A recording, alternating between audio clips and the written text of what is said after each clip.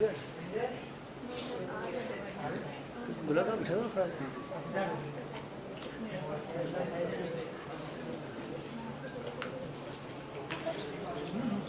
हाँ हो कर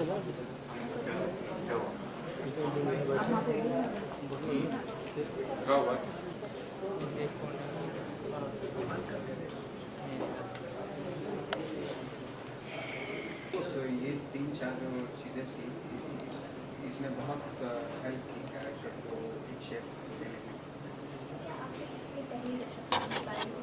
एक अदबी आदमी है, 22 साल लगा के बड़ी शादी के बाहर तो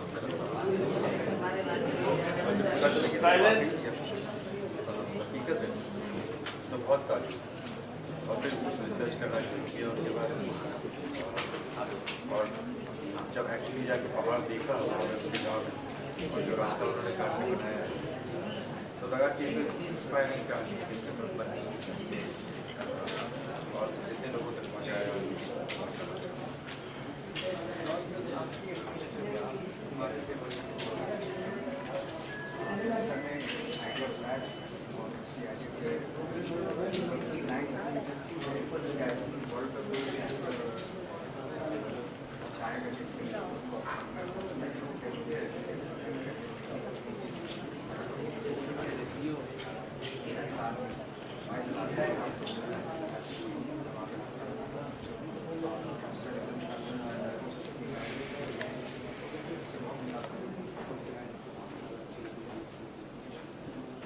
सिंपल जब करेंगे नहीं जब तक तोड़ेंगे नहीं तब तक छोड़ेंगे नहीं।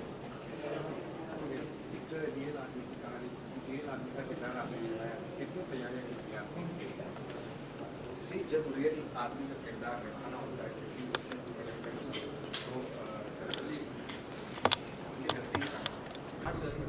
Thank you sir. Thank you sir. Start करें प्लीज।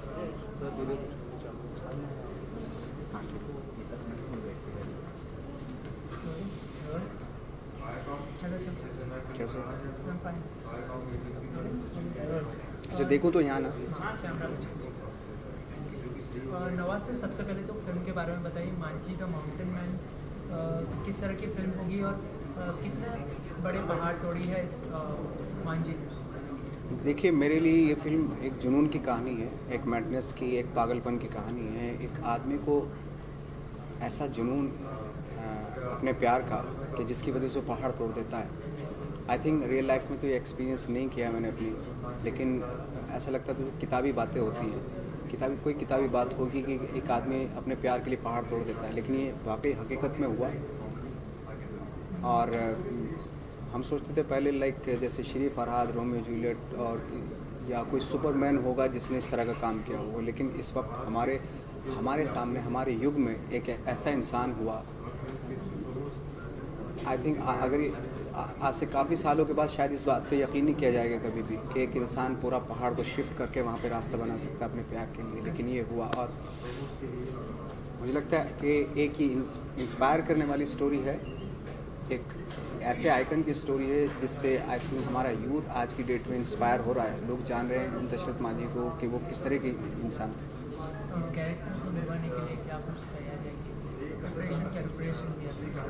देखिए प्रिपरेशन तो जब होती है तो बहुत सारी चीज़ें ऐसी होती है प्रिपरेशन के दौरान कि जहां आप अपनी कैरेक्टर को करने के लिए अपनी लाइफ से रिलेट करते हैं, अपनी लाइफ के कुछ पन्नों से रिलेट करते हैं उस चीज़ को। तो मुझे भी एक चीज़ का पैशन था कि एक्टिंग का पैशन था, पागलपन था, तो कहीं ना कहीं वो एक तो वो काम आया। दूसरा आपके डायरेक्टर होते हैं आपके साथ कि वो बताते हैं आपको गाइड करते हैं कि इस रोल को ऐसे किया जाए। तीसरा ये था कि हम उनके गांव में गए थे और वहाँ जो लोगों ने बताया उनके बारे में, वो किस तरह के इंसान थे, उसने बहुत हेल्प किया इस कैरेक्टर को करने में। जैसे कि ऑडियंस को अभी तक मांझी के बारे में पता नहीं था, तो आपको जब इस फिल्म ऑफर की गई तभी आपको कितना कुछ पता था मांझी के बारे में? देखिए मुझे थोड़ा बहुत पता था। मुझे इतना मालूम था कि एक आदमी ने पहाड़ तोड़ दिया 22 साल में हैमर और चिज़ल की हेल्प से, और वहाँ पे रास्ता बना दिया, इतना पता था। लेकिन अपने प्यार के लिए किया ये मुझे मालूम नहीं था। बाद में जब पता चला तो वाकई एक ताज्जुब हुआ कि ऐसा कोई कैसे कर सकता है कि कितना जुनून होगा, कितना पागलपन होगा उस इंसान के अंदर। कहीं ना कहीं यहाँ पर मान जी की स्ट्रगल की बात की गई है, तो कहीं ना कहीं वो आपकी लाइफ से भी कनेक्ट करता है। जैसे कि आपने कहा था कि आप काफ़ी नीचे से आए हो, फिल्म की बात करें तो कहीं ना कहीं आपकी लाइफ से भी कनेक्ट करता है मान जी का किरदार। जी हाँ, जैसे मैंने बताया कि मैं भी खैर मुझे भी 12-14 साल हो गए थे स्ट्रगल करते हुए, लेकिन एक दिमाग में यही था, जैसे दशरथ मांझी का डायलॉग था कि जब तक तोड़ेंगे नहीं तब तक छोड़ेंगे नहीं। जैसे कि आपको कई लोगों ने पूछा होगा और आपको भी पता है कि फिल्म की कहानी जो है लीक हो गई है, तो उसके लिए क्या रिएक्शन होगा आपका, क्योंकि फिल्म ऑडियंस तक ऑलरेडी पहुंच चुकी है, तो आप कितना अफेक्ट पड़ने वाला है, कितना अफेक्ट होगा और कितना मायने रखता है? देखिए, मैं तो सिर्फ इतना कहना चाहता हूँ कि ये जो कहानी है, ये जो फिल्म है, ये छोटे से लैपटॉप पे नहीं देखी जा सकती। जहाँ एक ऐसी स्टोरी हो, एक माउंटेन हो और उसके सामने एक इंसान खड़ा हो, कितनी डेप्थ होगी वो छोटे से लैपटॉप पे नहीं देखी जा सकती। और मेरी रिक्वेस्ट है जिन लोगों ने देखी फिल्म वो वापस से दोबारा आए, तो आई थिंक उनको ऐसी डिटेल्ड एक्टिंग देखने के लिए मिलेगी। शायद मैंने अपने करियर में इतनी मेहनत नहीं की होगी इस किरदार को निभाने में, तो वो मज़ा जो है ना वो बड़े पर्दे पे ही आके देखें।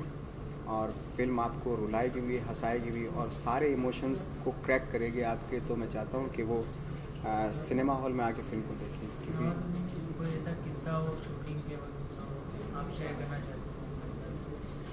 बहुत सारे किस्से हुए शूटिंग के दौरान। एक तो बहुत डिफ़िकल्ट किस्से भी हुए और बहुत फ़नी भी थे। राधिका आप्टे हैं इसमें और उनके साथ काम करने का बड़ा अच्छा एक्सपीरियंस रहा।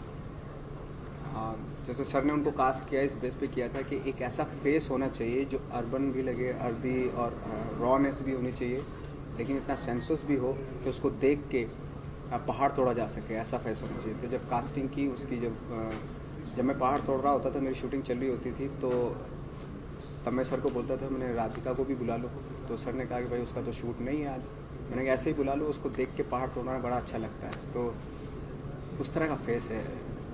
तो उनके साथ काफ़ी इंसिडेंट होते थे, काफ़ी अच्छा रहा क्योंकि बहुत पैशनेट लव स्टोरी है। आप जब देखेंगे तो बहुत ही इंटरेस्टिंग और अलग तरह की लव स्टोरी है इसमें। नवाज भाई, ऐसा माना जाता है कि हर फिल्म के बाद किसी एक्टर में एक तरह का बदलाव आता है, तो इस फिल्म के बाद नवाजुद्दीन सिद्दीकी में किस तरह का बदलाव हम देख पाएंगे एज एन ऑडियंस भी लोगों की तरफ? एज एन ऑडियंस मतलब बदलाव, आई थिंक बदलाव खुद के अंदर तो नहीं आता। मुझे नहीं लगता। हाँ, एज एन एक्टर आप मैच्योर होते चले जाते हैं, एक्सपीरियंस होता चला जाता है, आपको धीरे धीरे नॉलेज होती चली जाती है। जो आप आज कर रहे हो शायद कल ना करें, कल दूसरे तरीके से करें, तो ये बदलाव आता है। बाकी रियल लाइफ में तो अब मैं वैसे ही जैसा आज से 10-12 साल पहले था ऐसे ही अभी भी हूँ। मेरे अंदर तो कोई ऐसा बदलाव आने के मुझे आसार नज़र नहीं आ रहा एक्चुअली। नवाज सर, जैसे कि आपने ऑडियंस से अपील की कि वो थिएटर में आकर देखी है फिल्म, और हम चाहते हैं कि वो आकर देखें, लेकिन ये पता चला आपको कि किसने लीक की थी या फिल्म, इस बारे में कुछ? देखिए, वाईकॉम हमारे डिस्ट्रीब्यूटर्स हैं, वो कर रहे हैं लीगली जो भी एक्शन लिया जा सकता है वो कर रहे हैं। नवाज सर, कोई अपकमिंग प्रोजेक्ट मांझी के अलावा अगर आप हमारे साथ शेयर करना चाहें? जी, मैं अभी इसके बाद सिर्फ मैं एक फ़िल्म कर रहा हूँ रईस, जिसका एक शेड्यूल हो चुका है। सेकंड शेड्यूल उसका अक्टूबर में शुरू होगा। सर इधर ही हमारा लगाइए, बूम लगाइए इंजीनियर्स। फास्ट एकदम फास्ट। बैठ के कर लो ना। हाँ सर, प्लीज सर।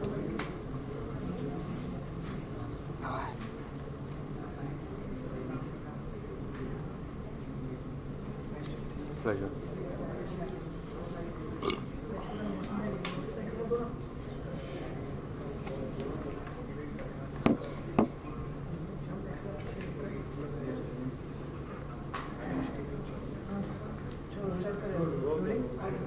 सर, सबसे पहले तो आपने जब इस स्क्रिप्ट लिखी है तो पहले से ही ये ध्यान में था कि नवाज को ही साइन करने वाले हैं फिल्म के लिए, क्या कुछ प्रोसेस था जरा हमारे साथ? जी, मैं पहले कहानी से लिख करके स्क्रिप्ट लिखता हूँ, उसके बाद तय करता हूँ कि कौन कलाकार उसमें उसके लिए सही रहेंगे। फिर जब स्क्रिप्ट तैयार हुआ तो मैं नवाज से मिला। वो बहुत ही बेहतरीन कलाकार हैं अपनी जनरेशन के, वो तो आप सब मानते हैं।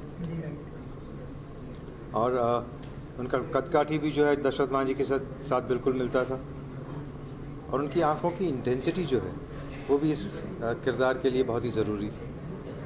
तो वो तो फ़ौरन तय हो गया कि उनको मिलते ही ये लगा कि जो है वो सही हैं दशरथ मांझी का रोल निभाने के लिए। और स्क्रिप्ट आपके जहन में कैसे आई और आपके पास कैसे है स्क्रिप्ट? 2007 में जब दशरथ मांझी जिनके जीवन पर ये फिल्म आधारित है उनका देहांत हुआ, तो कई मैगज़ीन्स और न्यूज़पेपर्स के अंदर उनके बारे में खबर छपी थी कि एक ऐसा आदमी है, छोटे से गांव का, बहुत दूर के गरीब गांव का गरीब इंसान, जिसने कुछ असंभव को संभव करके दिखा दिया। एक पहाड़ तोड़ के रास्ता बना दिया, वो भी सिर्फ अकेले और हथौड़ी छानी के ज़ोर पर। अपनी ज़िंदगी के 22 साल लगा दिए पहाड़ तोड़ के रास्ता बनाने में, और वो भी प्यार की खातिर। जब ये पढ़ा तो इतना ताज्जुब हुआ कि लगा कि तो जाके देखना पड़ेगा कि क्या असल में क्या है। और जब मैं उनके गांव गहलोर गया बिहार में, और उस पथरीले पहाड़ को देखा और उसमें उसको काट के जो रास्ता बनाया है वो देखा, तो पहले तो यकीन ही नहीं हुआ कि कोई आदमी ये सोच भी सकता है इसको करने की बात तो अलग है। और तब लगा कि ये तो इतनी इंस्पायरिंग कहानी है कि इस पे फिल्म बननी ही चाहिए, और इसको जितने लोगों तक पहुंचाया जा सके पहुंचाना चाहिए।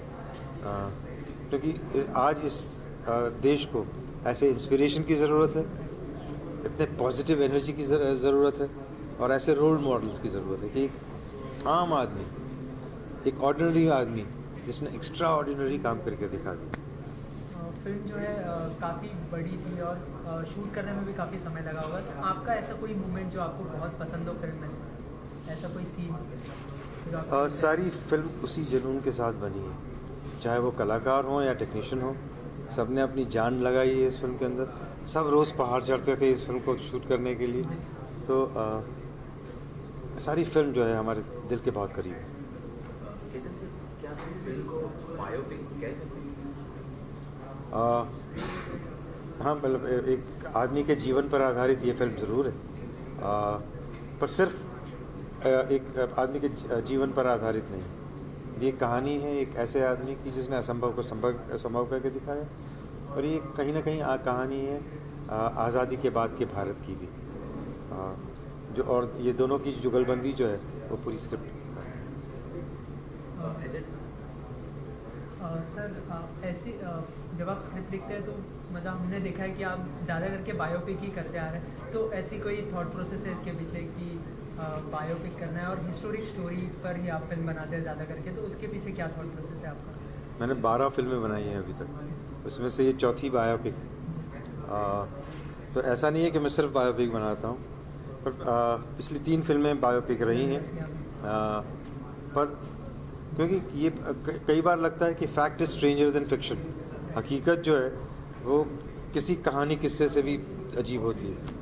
अगर मुझे कोई आके कहता है कि मैं स्क्रिप्ट लेके आया हूँ जी, फिक्शनल स्टोरी है, कहानी है मेरे इमेजिनेशन से, कि एक आदमी ऐसा है जिसने प्यार में 22 साल लगा के अपनी पहाड़ तोड़ दी, तो मैं कहता कोई यकीन नहीं करेगा भाई, ऑडियंस जो है वो हंस के आपको भगा देगी।